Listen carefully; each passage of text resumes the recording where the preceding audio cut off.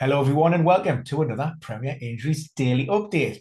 Now, we're in the midst of Game Week 5, 4 matches down, and we have a couple of key injury updates to share, and also some little bit of context for things to note maybe going forward. Kick off with Leeds. First and foremost, Rodrigo was one of the most transferred players in of the round. Unfortunately, it looks like the Spaniard's going to spend a significant period time out on the sidelines, potentially until after the international break. There will be a more detailed video going live later, so keep your eyes and ears open for that one. But like I say, it isn't great. Jess Marsh confirmed that's a dislocated shoulder. Looked very painful indeed. In terms of timelines, that will be determined by the scan, which is scheduled for either Wednesday or Thursday. So like I said, keep an eye out for that video dropping later today, potentially weeks to months, depending on the outcome.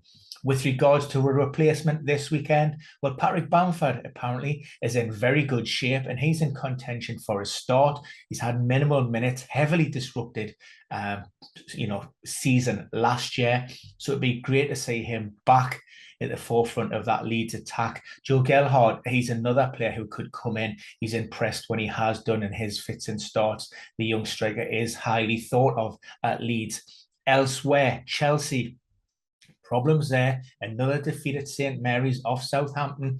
Thomas Tuchel questioned his side's mentality, felt that they were being a bit of an easy touch, a bit of a soft touch, and he needs to strengthen that and strengthen that mentality of the squad. On the injury side of things, Ruben Loftus-Cheek picked up a hamstring problem, so that's almost certain to rule him out of this weekend. We also know that N'Golo Kante won't be back this side of the international break. Who potentially comes in?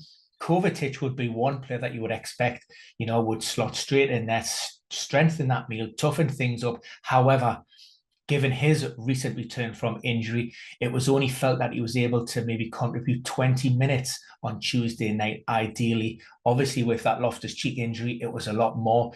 Suggests that he isn't ready for a start just yet. However, Conor Gallagher, he's back off his suspension, had a one-match ban following his dismissal against Leicester. If he's still at the club, strongly linked with a move away, potentially back to Crystal Palace. Whether that's a permanent deal or a loan remains to be seen. But if he's still there, then Conor Gallagher is certainly in contention. Another Chelsea absentee. There was some suggestion that Reece James hadn't travelled with the group, and of course that came to fruition. That was one of those rumours where it was pretty solid. This wasn't injury related. This is illness. So unfortunately, that's not like an injury where you can, give maybe a kind of insight into, a return to play timeline. With illness, it's not as straightforward with that.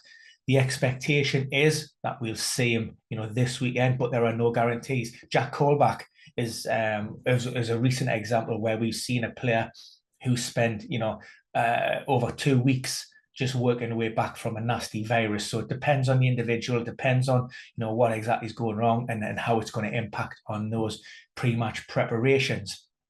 Elsewhere, Southampton, same game. Romeo Lavia, the 18-year-old Belgium midfielder, has impressed. He's had 5 starts for the Saints since joining. Now, he's going to be spending time on the sidelines due to a muscular problem. Ralph Hasenhüttl made a really good point, and this is something for us to maybe understand, particularly as we look forward around those, midweek fixtures. He talked about players coming into the league for the first time, those young players, this period of adaptation, the intensity of the games, and playing back-to-back matches in quick succession. And that's what he attributes to this setback. Now, of course, we've seen a lot of players coming in to the league. The transfer window is still open as we currently speak.